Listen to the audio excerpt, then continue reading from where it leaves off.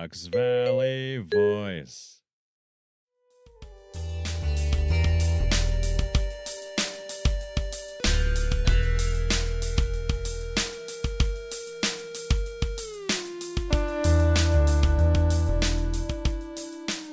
Welcome to another episode of the Fox River Arts Podcast.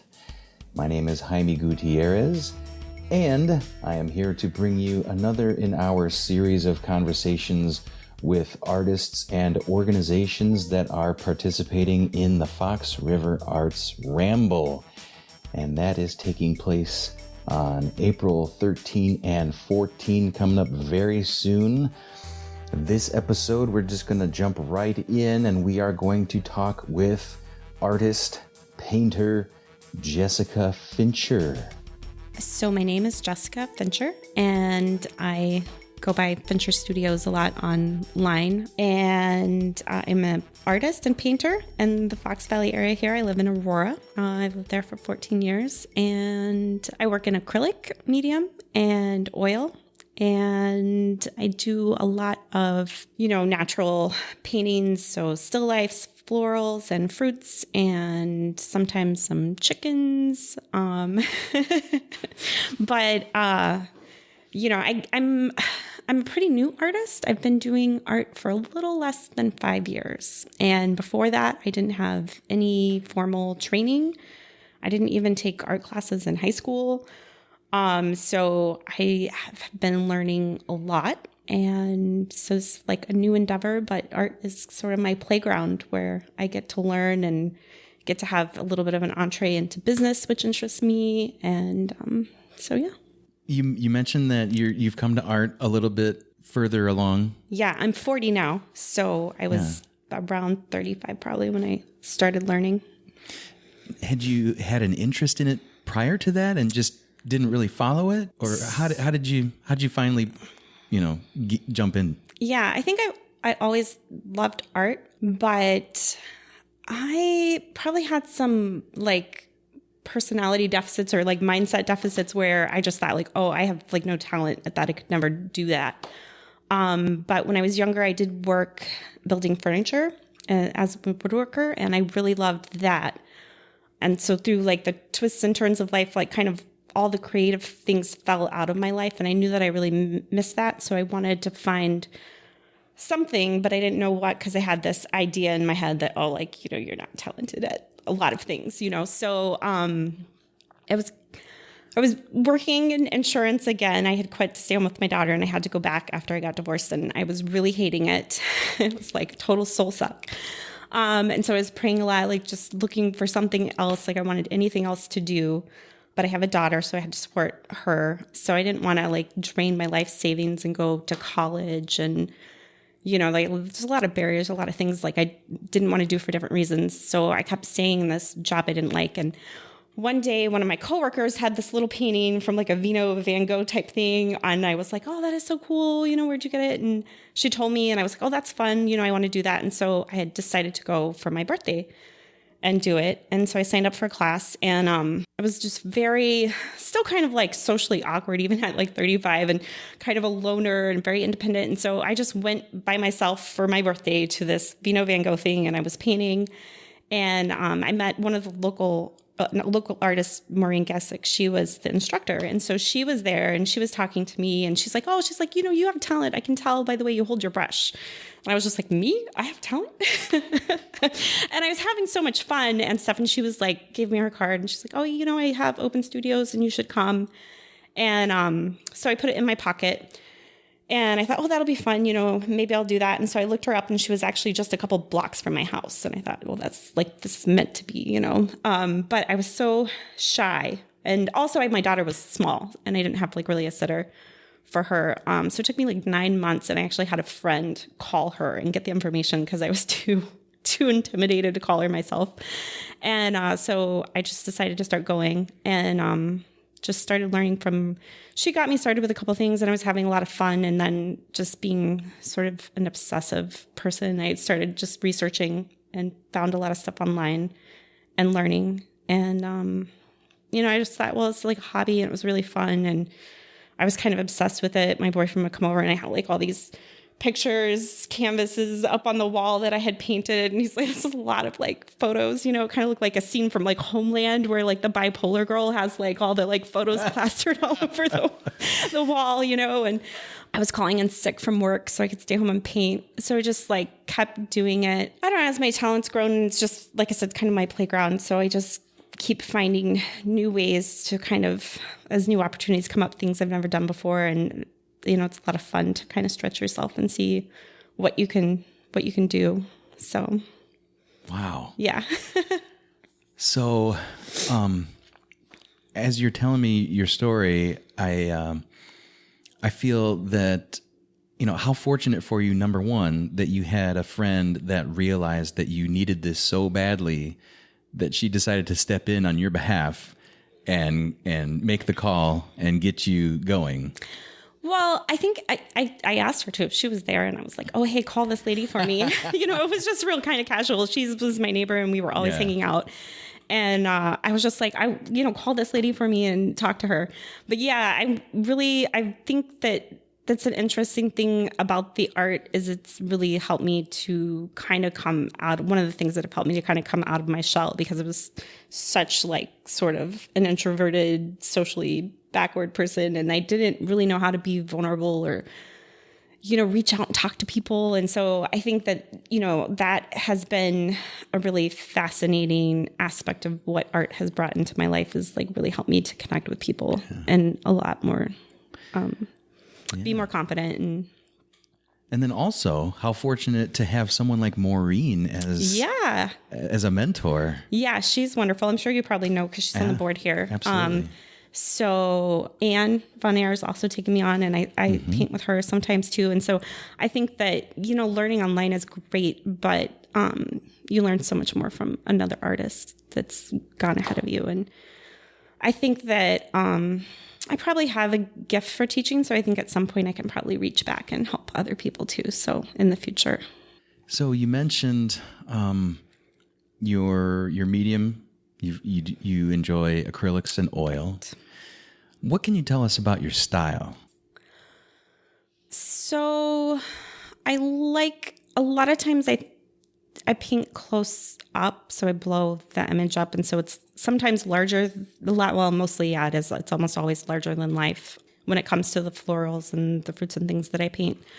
So probably kind of like a Georgia O'Keeffe kind of thing in that way, that it's like an up close, somewhat abstracted view of the object. And I paint very colorfully, you know, probably a lot of saturated colors. So it's probably not super realistic. It's probably more impressionistic in the sense of the color, where it's more of a feeling or my interpretation of it than trying to be spot on of what it actually is. And I'm still, you know, because it's so new, I'm still really developing my style. But that's what it is, you know, at this point. So what about a direction? Do you see yourself, do you have any particular goals that you're looking to achieve in the near future in terms of your skill level or your style? Yeah, so it's really just evolving organically as I go along and I see things. I did a figurative piece recently that was a lot of fun. And so that's completely different. But I think that the figure does really fascinate me. Portraiture really fascinates me. So I could see possibly developing that and adding that into my portfolio. I do like to paint buildings. I did a commission. I painted someone's house, and that was fun. And I would really love to study like at an atelier or something, you know, but that would be in the future a little ways. I have to prepare possibly a little bit more. But yeah, I'd love to go to like study more like classical realism. That would be, I think, really interesting to me. And then whatever that did to my art, see what happened. Yeah. So regarding the business side, tell me about the first time you sold a piece. Let's see. What was the very first one? I think the first thing I did was, it was a commission. Somebody they had like this window pane that they wanted painting. So I did like 4 like landscape nature scenes and that I painted on their window that I sold to them, and that was the first one. Mm-hmm. And how did you feel about it? Oh, I loved it. It was great. It was great. I love selling work. Yeah. I mean, the money is fun. But I think the personal connection that you make with someone, and that is really even more fun. It's like interesting. Like you have that connection with someone. So yeah.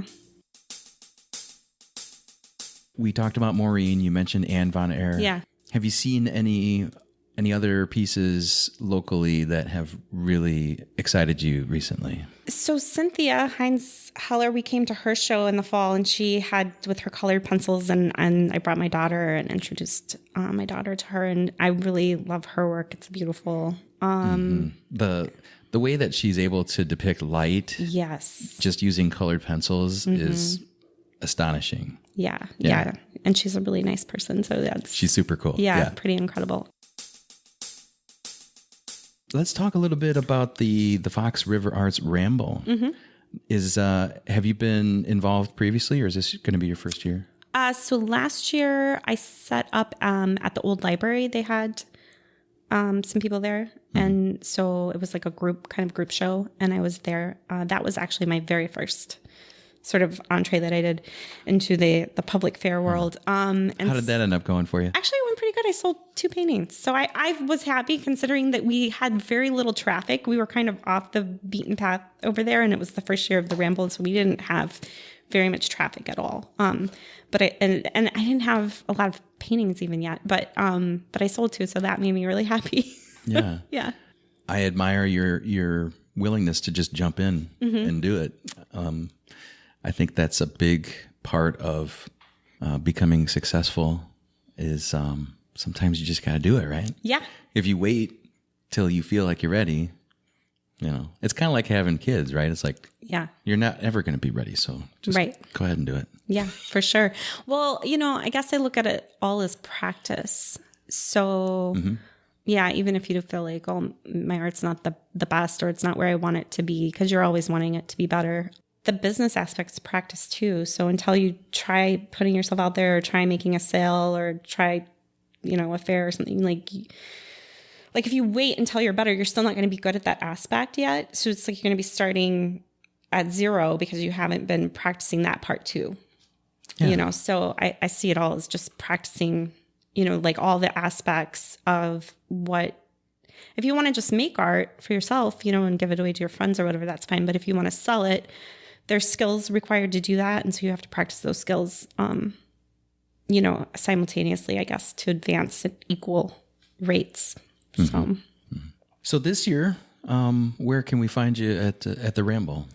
So I'll be here at Water Street Studios. Oh, wonderful. Yeah. So that's what I'll be setting up. I paint in my kitchen mostly. So you didn't want us hanging out in your kitchen? Yeah, I didn't want to. My house is so small. I didn't want to invite people. And it's mostly, I have a bunny, and she takes up a big part of my space. And a bunny? A bunny, yeah.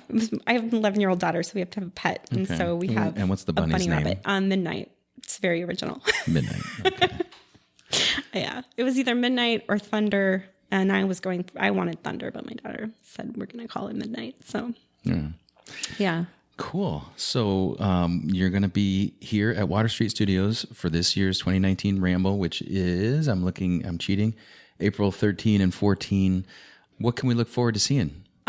So chickens? Yeah, florals, a lot of flowers, and maybe a chicken if you're lucky. And how about a bunny? No, I haven't painted any bunnies. I don't know if I ever will. I don't know if they interest me that much. They're cute, but I don't know. People like chickens though. Yeah. Yeah. So it's good luck if you have a chicken in your kitchen, right? Isn't that the old? Is that a thing? It is good a luck? thing. Yeah. Huh. I don't know if it's chickens in general or roosters specifically, but okay. Yeah, I think that's a thing. What culture does that come from? Do you know? I have no idea. Okay. I don't know. Well, I like that idea. Come buy a chicken for good luck. There you go. Yeah.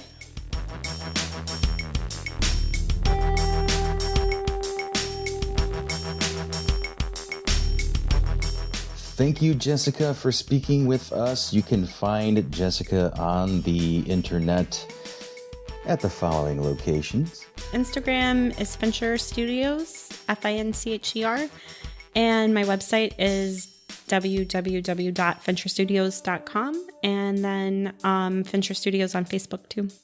This episode was recorded at Water Street Studios.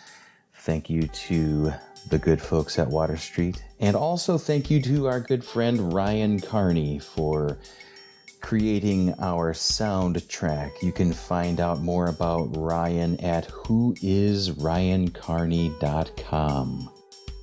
Stay tuned for more episodes with artists and organizations participating in this year's Fox River Arts Ramble.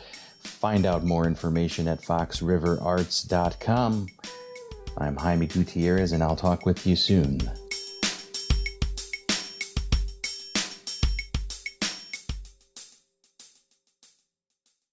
Fox Valley Voice.